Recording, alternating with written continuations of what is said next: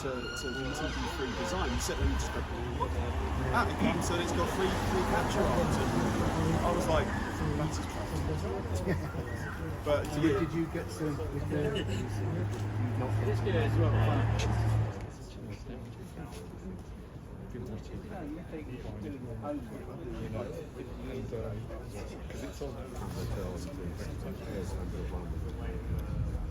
Anyone love Space 1999?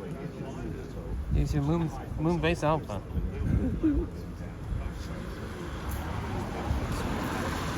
September 13th. Yep. She's got a reference.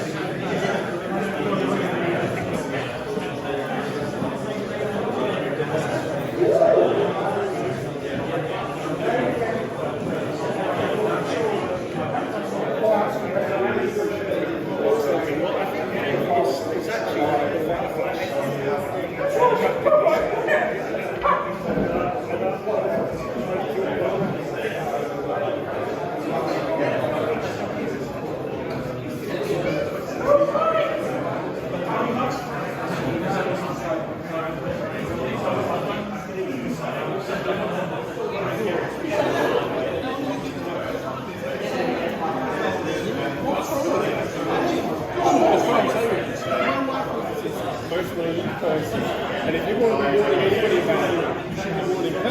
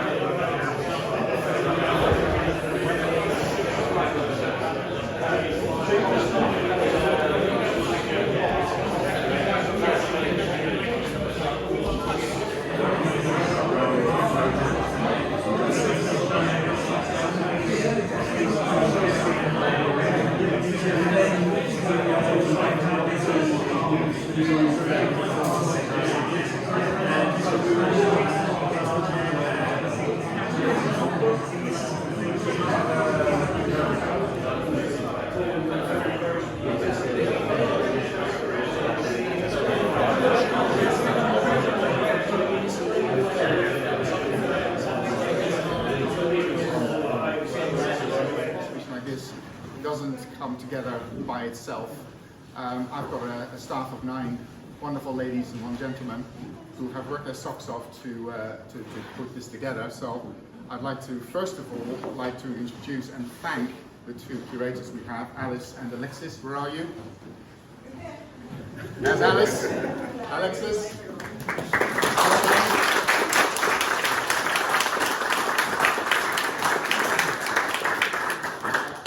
I'm really drilling the overtime bill, I'm going to guess. That's unfortunate, but hey, that's what it is. I'd also like to thank all the collectors and experts that are here that have so graciously loaned all their very rare artifacts to us to put this together for the general public and for you. I can't name them all by names, but they're on the board, so please have a look at them. The other 2 people I'd like to mention, thank really well, are Ellie and Malcolm, who have done an enormous amount of graphics works and social media and all that. Malcolm is over there. Ellie, where are you?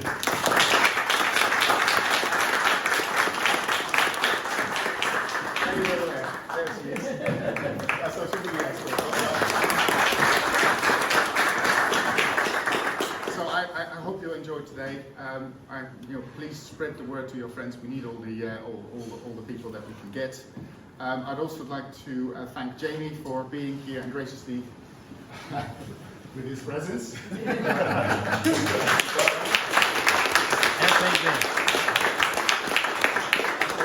Staff that work at Anderson Entertainment who made this possible for us. Jamie's going to have 5 minutes of speaking to you, and then he's going to introduce David, I believe, isn't it? All right, thank you. David. Thank you.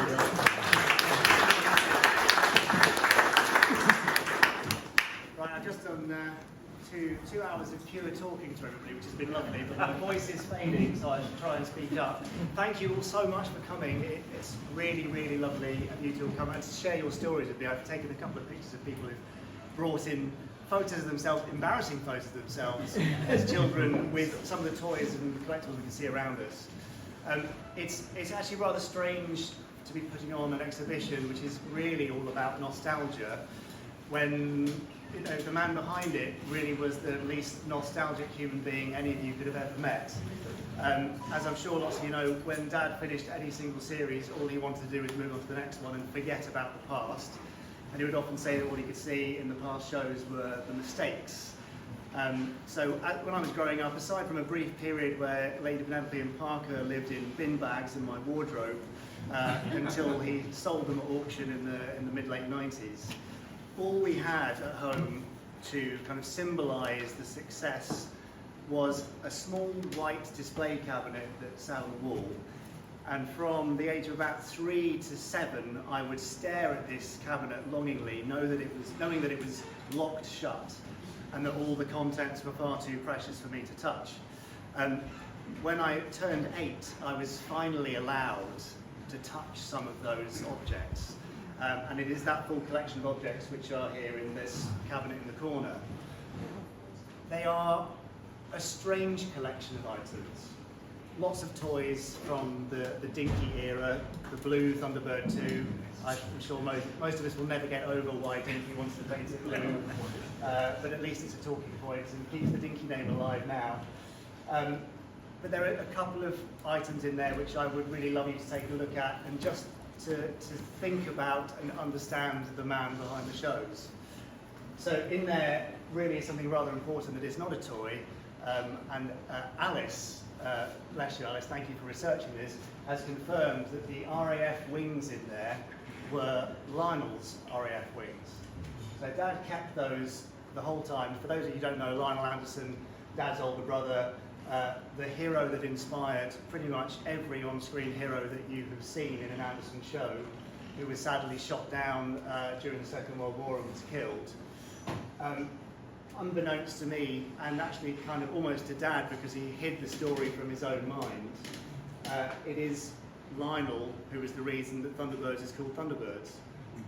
Lionel he didn't star at all. He was an extra in a 1940s American propaganda movie which was shot at an airbase when he was training out in Arizona for the RAF, and that movie was called Thunderbirds. He wrote home told stories about the glamour of Hollywood and working with Preston Foster and Gene Tierney and hitchhiking to Hollywood, going to 20th Century Fox and having lunch with Judy Garland. And you can see how all these amazing anecdotes and stories from his hero brother intoxicated him about the glamour of the film industry. So you combine the hero, the fascination with technology and aviation, and those Hollywood stories, and they came together. And so really everything in this room and all of you are here because of Lionel, and he's symbolised in that cabinet with those wings. There is also obviously clearly some stuff, symbolic of success, the Eagles, Thunderbird 2, but there's also something really symbolic of failure in there. At the top right of the cabinet are two toys which don't look anything like Anderson Craft, to me anyway. Has anybody in here seen the pilot for The Investigator? To those who raised their hands, I'm very sorry. For those who didn't, don't bother. But off the back of the success that Dinky had, when Dad said, I'm doing this new show, it's called The Investigator, it's about a benevolent alien who's going to shrink 2 teenage kids to 1/3 scale, and they're going to go to Malta and stop a crook. Somehow the people at Dinky said, we're in. And they created the tooling for these 2 hero vehicles, a car and a boat. Well, that pilot was utterly terrible and didn't go anywhere, but Dinky had already committed to the tooling and to doing production runs of these toys. So the clever bots there changed the paint scheme, changed the branding. They were no longer Anderson things, they were a rescue boat and an army vehicle. So to me, those are almost symbolic of failure, and yet Dad kept them in his cabinet. The final thing I mentioned in there is the Comlock from Space 1999, which was created, I think, by the props team then, to be given to Gerry Anderson Jr. And lots of you know the story, and that sadly he and Dad were estranged, but it was the one thing that kept him tied to his family and to that rather sad aspect of his life. There are happier things in there too. Obviously there's a cake topper from his 48th birthday, but do have a look and just consider, because I think it's so fascinating that a very un-nostalgic man kept these nostalgic items. So, I will hand over to Dave. It's been fantastic and given us so much for this exhibition, but thank you to Tim Collins, who has kind of driven this from the beginning from our team, to Malcolm for collating so much stuff and being such a hero, really, behind us all, and to Paul and the team from the Museum of Brands for hosting us, but thank you all for coming, and I will now hand over to Dave Griffiths. Thank you.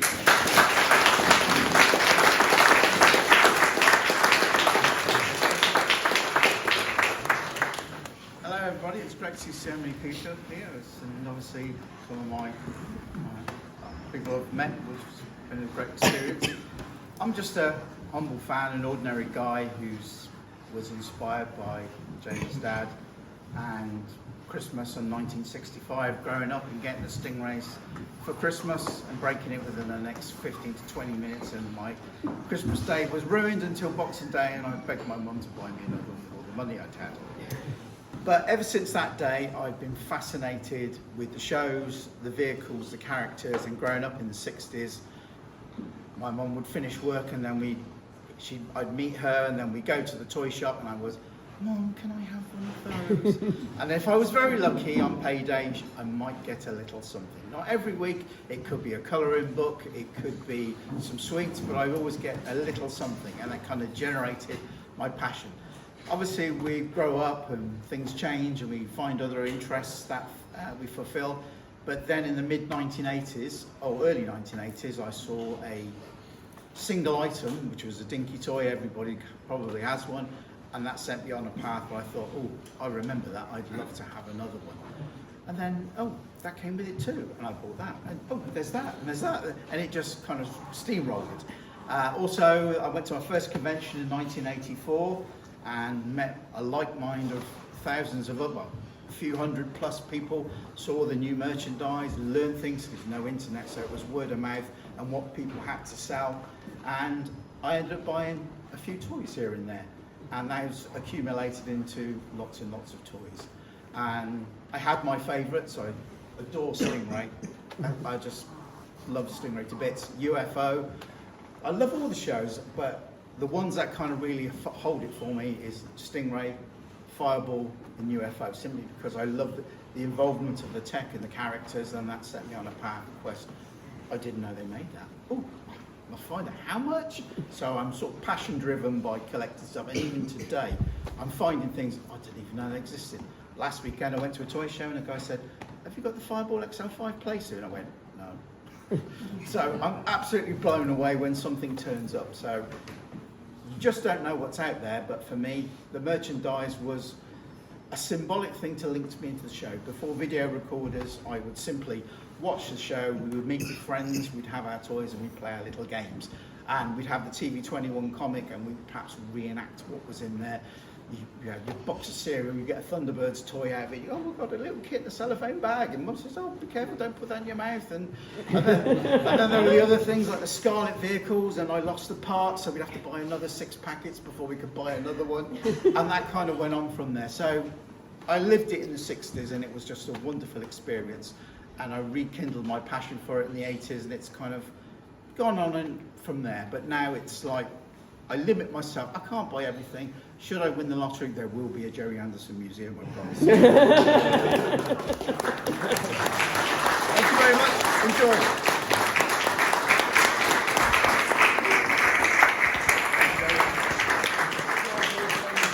Thank you, David. Thank you, Jamie. Jamie's going to take a break and get a glass of water for his throat, I think. Just in case you haven't noticed yet, the other part of the museum holds the Robert Opie collection, which is held in the Time Tunnel. And if you haven't been through, I recommend you walk through there because it's really quite an extraordinary experience. The entrance is just opposite the reception, and it takes about half an hour to walk through. You will end up in your era, probably, talking to somebody from your era about the things that you see there, but it's beyond Thunderbirds. But anyway, thank you very much again for coming, and I hope you enjoyed it. Thank you.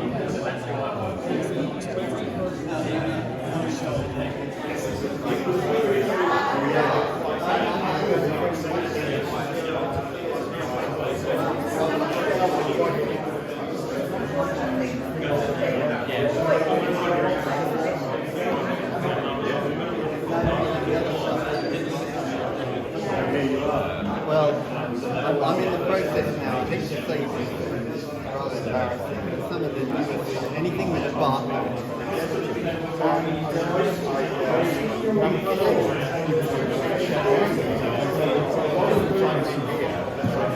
You want fast?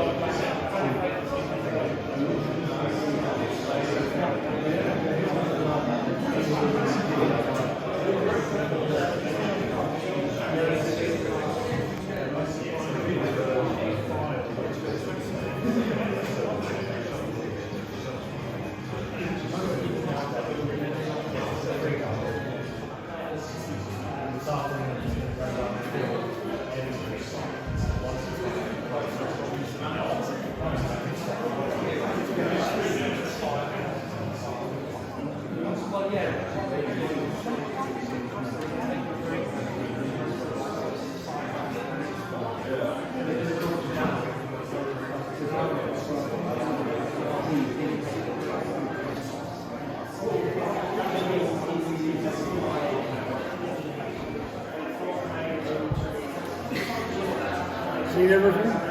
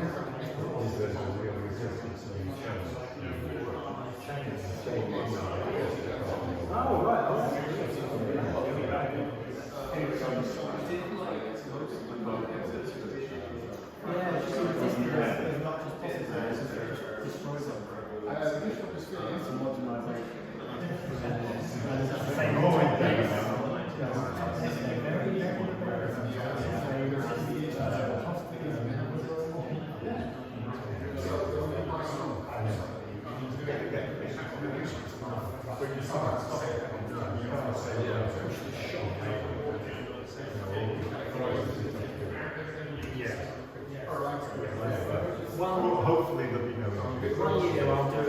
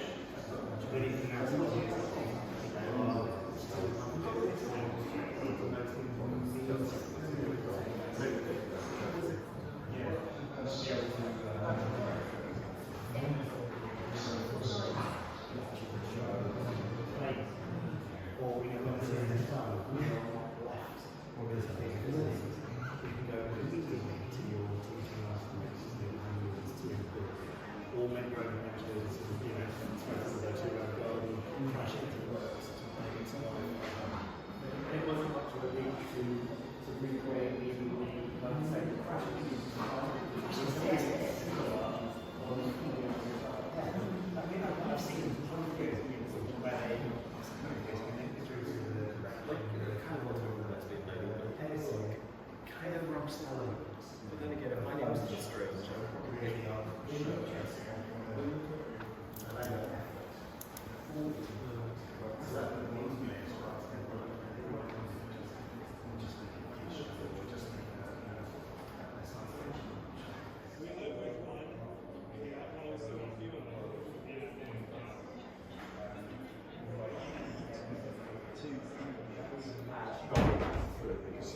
It's been done.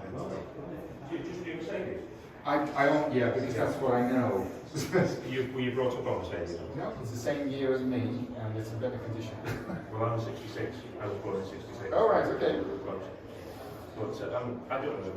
43, 1978. Nice. Which is in the immaculate condition. My dad had one. 3 litre again, automatic. Which is lovely. That's my pet. I forgot about you. Great section online.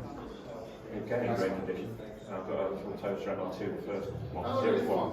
Convertible. The one's a convertible, the green one, that's a 300.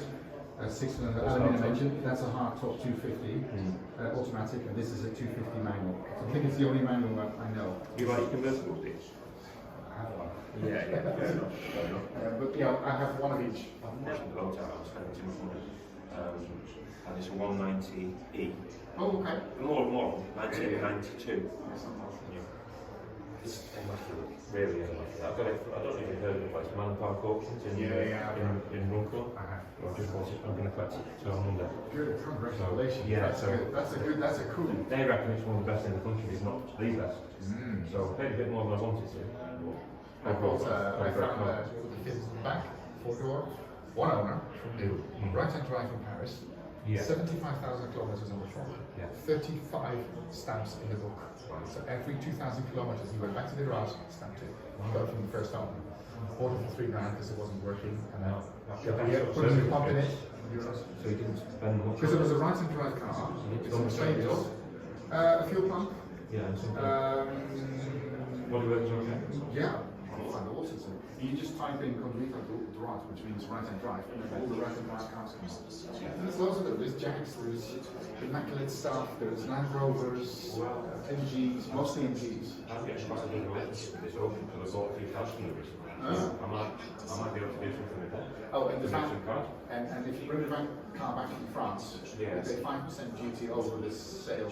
So it's not too much hassle bringing a car back from here and registering it in this country. No, I mean, the Jag had its registration still.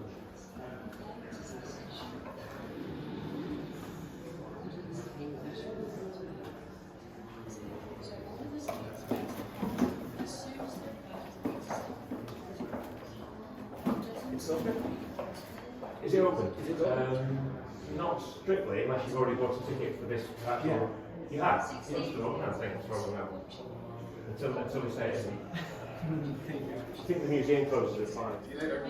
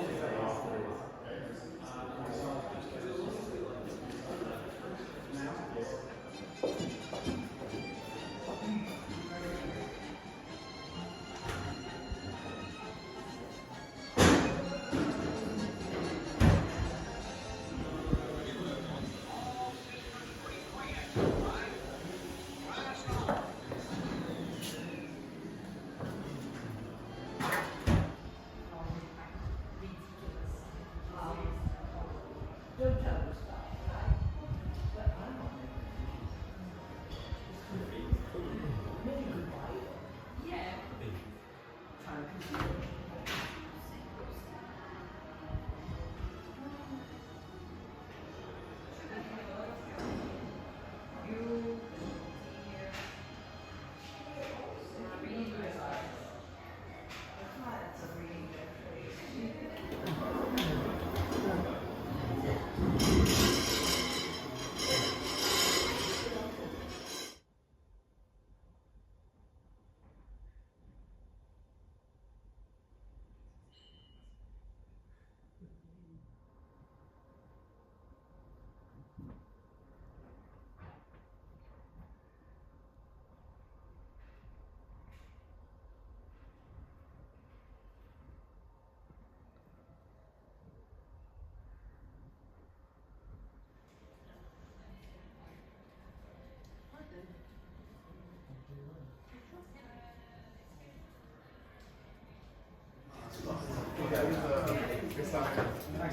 Thank you so much.